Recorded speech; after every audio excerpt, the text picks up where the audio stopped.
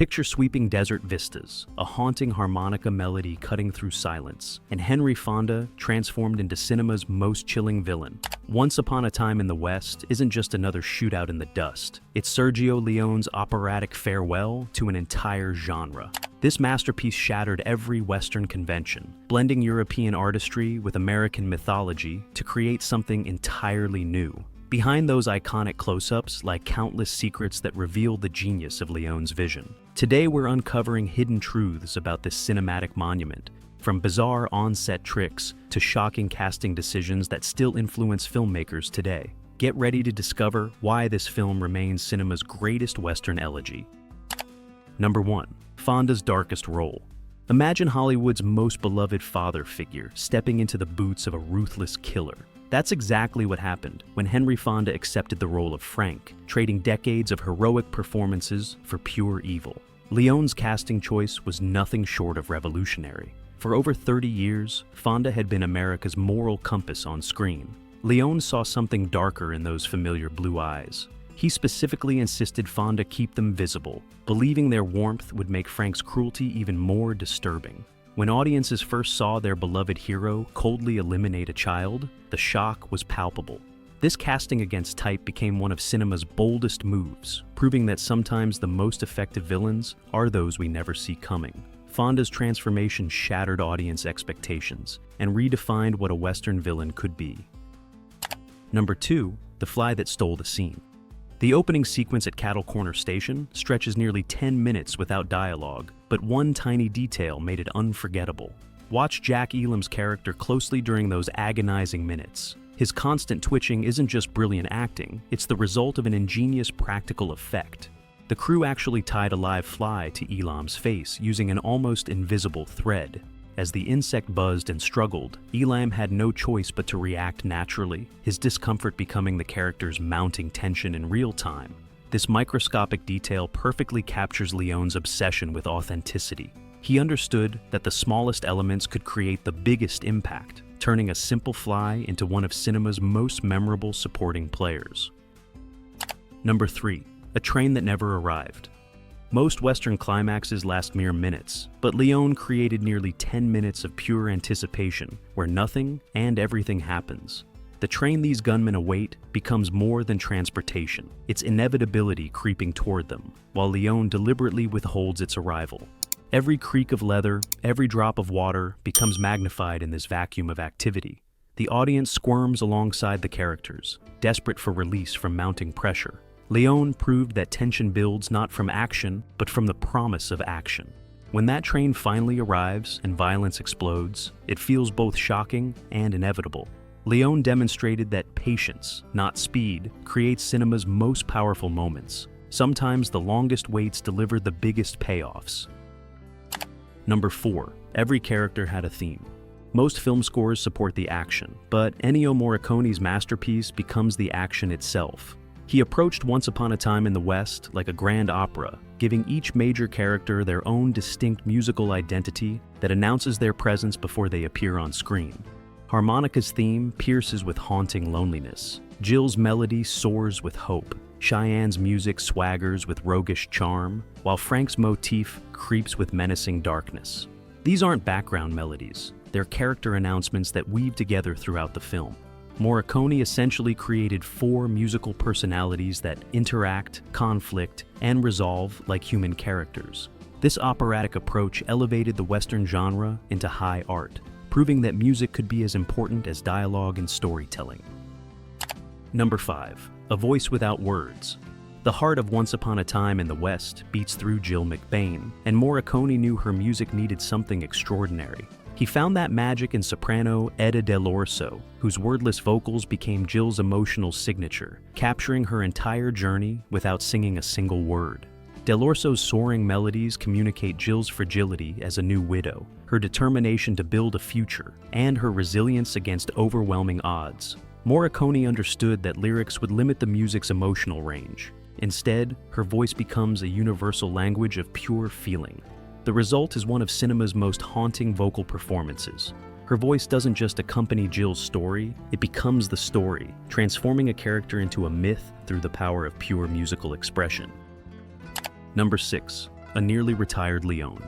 After completing The Good, the Bad, and the Ugly, Sergio Leone was ready to hang up his spurs forever. The Italian director had grown tired of dusty landscapes and gunfights, dreaming instead of exploring completely different genres and storytelling approaches. He even considered directing a gangster epic set in America, which would later become Once Upon a Time in America. Leone's reluctance wasn't just creative fatigue. He genuinely believed he had said everything possible about the American West. Producers had to work overtime, convincing him to take on one final Western project, promising complete creative freedom and unlimited resources. Their persistence paid off in ways nobody could have predicted. What was meant to be Leone's farewell to the genre became his masterpiece, proving that sometimes the best art comes from artists who think they're finished with their medium. Number 7. A team of future legends.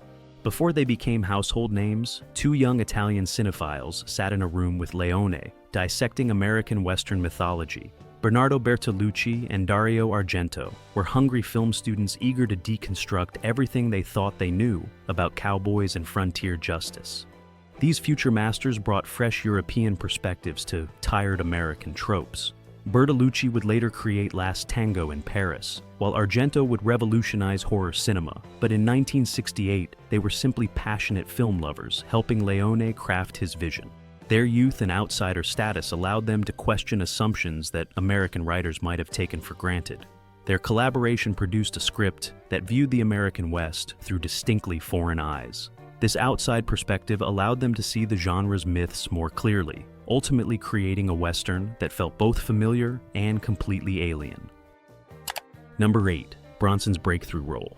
When Clint Eastwood declined to reunite with Leone, the director faced a crucial casting dilemma. Charles Bronson had spent years playing supporting roles in Hollywood, never quite breaking through to leading man status despite his rugged screen presence and natural charisma.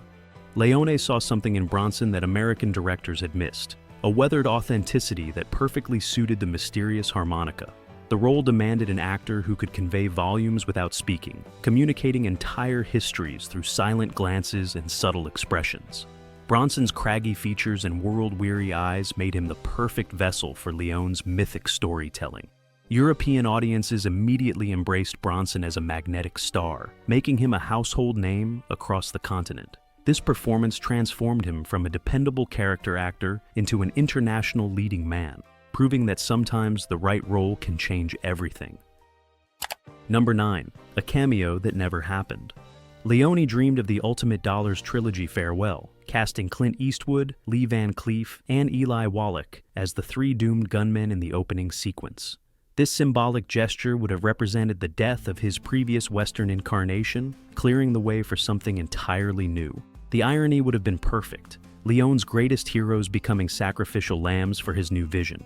Unfortunately, scheduling conflicts and Eastwood's reluctance to return killed this tantalizing possibility. Van Cleef was unavailable, and without the complete trio, the symbolic impact would have been lost entirely. This missed opportunity remains one of cinema's great what-ifs. Imagine the metatextual power of watching Leone's previous heroes meet their end, literally and figuratively passing the torch to a new generation of Western characters. Number 10. A script that wouldn't end. Leone's ambition was immediately apparent in the first draft, a massive 436-page monster that would have required multiple films to adapt properly. The script overflowed with mythic imagery, character development, and references to Western cinema history, showing just how epic Leone's vision had become. This wasn't just a screenplay, it was a dissertation on the American frontier myth. Every page revealed Leone's deep understanding of Western conventions and his determination to both honor and transcend them completely. The document read more like a novel than a traditional film script, dense with backstory and philosophical musings. The editing process became almost as important as the writing, forcing Leone to distill his grand vision into manageable proportions. The final film retained the epic scope while gaining the focused intensity that makes every scene feel essential to the larger mythology. Number 11. A role switch for Cheyenne. The lovable bandit Cheyenne almost had a very different face. After Eli Wallach's unforgettable performance as Tuco in The Good, the Bad, and the Ugly, Leone initially considered reuniting with the actor for this charming outlaw role. However, Leone ultimately feared audiences would see too much of Tuco in any new character Wallach portrayed. The risk of repetition outweighed the comfort of working with a proven collaborator, forcing Leone to search for fresh blood. Sometimes a director's greatest loyalty is to the story itself, not to past partnerships. Jason Robards brought a grittier, more world-weary charm to Cheyenne that distinguished him completely from Wallach's manic energy. His performance proved that the best creative decisions involve leaving past successes behind and embracing the unknown. Number 12. Cardinale's bold first day. First days on set are usually reserved for simple establishing shots or easy dialogue scenes. Claudia Cardinale's introduction to Once Upon a Time in the West was decidedly more intimate. She arrived and immediately filmed a love scene with Henry Fonda. The scene marked Fonda's first time appearing unclothed on camera, adding an extra layer of vulnerability to an already daring moment. Leone's decision to start with such a bold sequence reflected his commitment to pushing boundaries from the very first frame. Imagine the nerves of both actors meeting for the first time in cinema's most vulnerable circumstances. This baptism by fire set the tone for the entire production. Leone wasn't interested in easing anyone into comfort. He wanted raw, authentic performances that came from genuine vulnerability and creative risk-taking. Number 13. Locations that fooled the eye. The sweeping landscapes of Once Upon a Time in the West evoke John Ford's iconic Monument Valley, making audiences assume they're watching the authentic American Southwest. The reality is far more surprising. Most of the film was shot thousands of miles away in Spain and Italy. Leone's mastery of cinematic illusion allowed him to blend these European locations seamlessly with carefully chosen American backdrops. Spanish deserts became Arizona, Italian valleys transformed into frontier wilderness, and nobody watching could tell the difference. The director essentially painted an imaginary West using real locations as his canvas. This geographic deception served Leone's larger purpose perfectly. By merging real locations with mythic imagery, he created a West that existed nowhere and everywhere simultaneously. More dream than reality, more symbol than geography. Number 14. Leone's Cliche anthology. Dusty stagecoaches, lonely train stations, showdowns at high noon. Leone deliberately stuffed his film with every Western cliché imaginable. But instead of avoiding these tired conventions, he embraced them with almost anthropological fascination, treating them as artifacts of a dying mythology. Each familiar trope became something more in Leone's hands. The saloon wasn't just a drinking establishment, it was a cathedral of lost souls. The railroad wasn't simply transportation, it was the march of progress crushing everything in its path. Leone transformed exhausted Western imagery into elegiac poetry, proving that cliches aren't inherently bad. In the right hands, familiar elements can become powerful symbols of an entire era breathing its last breath. Number 15. The slowest pacing ever. Most directors fear boring their audiences. Leone weaponized boredom itself. He stretched silences until they became unbearable, held on faces until discomfort turned to fascination, and delayed action until every muscle in the theater tensed with anticipation. This radical approach to pacing transforms simple scenes into operatic movements. A man drinking water becomes a meditation on survival. Two characters staring at each other becomes a battle of wills more intense than any gunfight. Leone understood that anticipation can be more powerful than the action itself. He proved that cinema's power lies not in constant stimulation, but in carefully controlled release. By making audiences wait, he made them care. Every gunshot, every word, every gesture became monumental, because we had earned it through patience. Number 16. A harmonica that haunted the West. The mysterious stranger's instrument isn't just a musical prop, it's the physical embodiment of his entire existence. Throughout the film, harmonica plays those haunting notes, but their true meaning remains hidden until the devastating final flashback reveals everything. Years earlier, Frank forced a young boy to support his brother's weight by standing on his shoulders, a harmonica shoved into the child's mouth. As the boy's legs gave out, the instrument fell silent, and his brother died. That childhood trauma transformed into an obsession, the harmonica becoming both memorial and weapon of vengeance. This revelation recontextualizes every note we've heard throughout the film.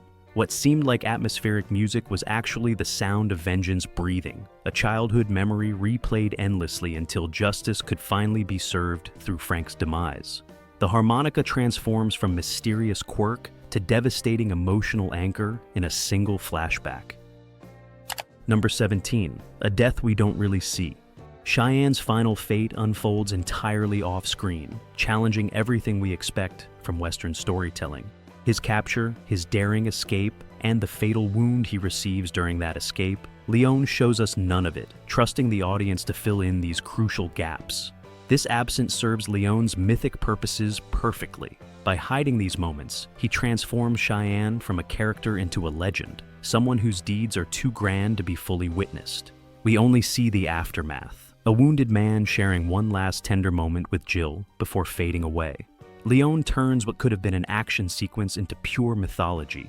His final scene with Jill carries a ghostly quality that lingers long after the credits roll. Leone understood that what we imagine is often more powerful than what we see, creating a death that feels simultaneously intimate and eternal.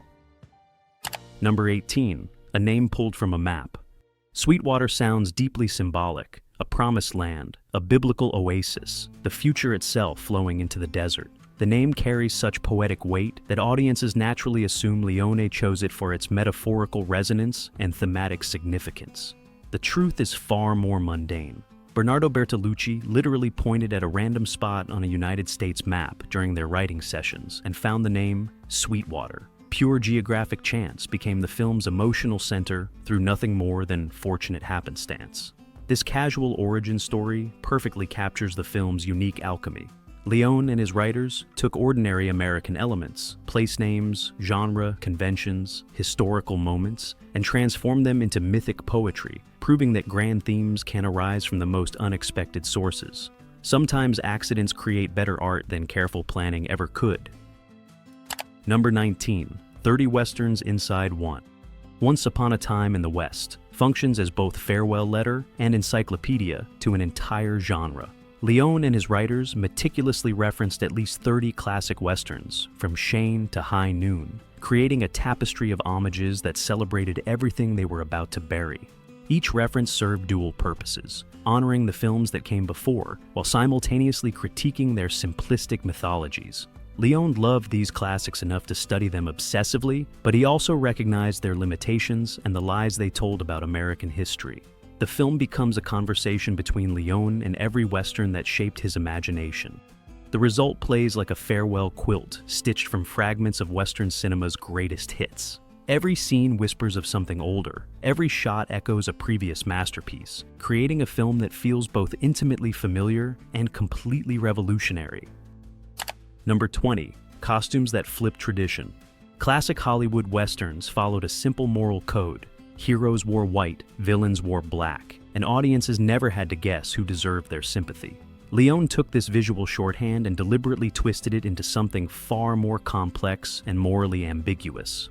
Frank, despite his evil actions, often appears in lighter tones that would traditionally signal heroism. Meanwhile, supposedly sympathetic characters hide their moral complexity behind darker costumes that suggest villainy. Leone understood that nothing in the real West was ever so simple, and his costume choices reflected that uncomfortable truth. This visual reversal became a powerful way of saying what dialogue couldn't.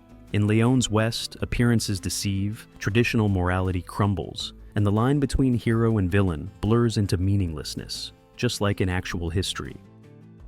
Number 21, Leone's secret cameo. Directors inserting themselves into their films is nothing new, but Leone's brief appearance carries deeper significance than most Hollywood vanity cameos. Watch the funeral scene for Brett McBain carefully, and you'll spot the maestro himself among the mourners. This wasn't simple self-indulgence. Leone literally stepped into his own story about death, rebirth, and transformation. By appearing at a funeral that marks the film's turning point, he became part of the mythology he was creating, a witness to the West's symbolic burial. The director transformed himself into just another character, mourning what could never return. The cameo represents Leone's personal farewell to the genre that made him famous. He wasn't just directing a Western's funeral, he was attending it, mourning the death of an entire cinematic tradition while simultaneously celebrating what it had been. Number 22, a box office flop in America. Despite its undeniable artistry and revolutionary vision, Once Upon a Time in the West crashed spectacularly at American box offices. The The film was cut down for its US release, butchered by editors who didn't understand Leone's pacing, and marketed as just another spaghetti western. American audiences, expecting another action-packed shoot-'em-up, found themselves confused by Leone's operatic approach and glacial pacing. Critics were equally baffled, unable to reconcile the film's ambitions with their expectations of what westerns should be. The cultural disconnect between Leone's European artistry and American expectations proved too wide to bridge. Meanwhile, European audiences embraced it as a masterpiece, turning it into a massive blockbuster across the continent. This transatlantic divide cemented Leone's reputation as a director whose vision transcended his adopted genre's American origins. Number 23. Inspiration for generations. Generations of directors openly cite Once Upon a Time in the West as a transformative experience that fundamentally altered how they approach cinema. Quentin Tarantino, Martin Scorsese, and countless others point to this film as their film school education, compressed into one perfect example. Leone's revolutionary pacing taught filmmakers that silence could be more powerful than dialogue, that anticipation trumps action, and that music could drive narrative as effectively as plot. These lessons ripple through modern cinema, from prestige dramas to superhero blockbusters. Directors who watched this film learned that breaking conventional rules could create something timeless. The film's influence extends far beyond the Western genre itself. Its techniques for building tension, its operatic use of music, and its mythic storytelling approach can be seen in everything from crime thrillers to science fiction epics. Number 24. Part of a mythic trilogy. Leone conceived Once Upon a Time in the West as the opening chapter of a grand trilogy examining American mythology from multiple angles. This film explored the birth of modern America through the railroad's arrival, while Duck, You Sucker examined revolution and betrayal during Mexico's upheaval. The trilogy concluded with Once Upon a Time in America, Leone's gangster epic that traced how the American dream corrupts those who pursue it. Together, these films create a comprehensive meditation on how America was born, evolved, and ultimately betrayed its founding ideals. This ambitious scope reveals Leone's true artistic goals. He wasn't just making entertaining movies, he was crafting an operatic examination of an entire nation's mythology. Each film functions independently, but together they form cinema's most profound statement about American identity and its contradictions. Number 25. A title with two meanings. The phrase "Once Upon a Time" immediately signals fairy tale territory, promising stories that exist outside normal reality in the realm of myth and legend. Leone chose these words deliberately, understanding that the American West was never truly real. It was always a story we told ourselves. But the title also functions as an elegy, a mournful acknowledgement that this world is ending even as we watch it. Once upon a time means something existed in the past but exists no longer, transformed by progress into mere memory. The title becomes both invitation and epitaph simultaneously. Leone used these four simple words to capture his entire thesis about the Western genre. The West wasn't history, it was mythology, and Once Upon a Time in the West would be its final, perfect eulogy before the curtain fell forever. Once Upon a Time in the West isn't just a Western, it's a farewell hymn to an entire genre. Sergio Leone transformed a simple revenge tale into a profound meditation on mythology, progress, and the American dream's corruption. From the fly tied to Jack Ellam's face to Henry Fonda's shocking villain turn, every creative choice served Leone's grand vision. He proved that silence, music, and visual storytelling could be more powerful than dialogue, influencing generations of filmmakers, from Tarantino to Scorsese. What makes this film immortal is how Leone understood that the West was never truly real. It was always a story we told ourselves, and he gave that story its perfect ending. If you enjoyed these hidden gems, hit like and subscribe for more deep dives into cinema's greatest works. Which secret surprised you most? Share your thoughts in the comments below.